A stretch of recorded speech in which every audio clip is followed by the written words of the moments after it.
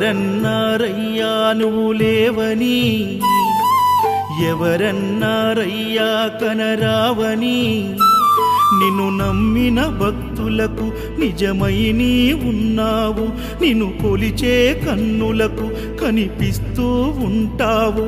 ఎవరేమన్నా అనుకున్నా నిన్ను మరవనయ్యా. శరణమయ్యప్ప స్వామి అయ్యప్ప, శరణాలు మరవలేను విడవలేను అయ్యప్ప.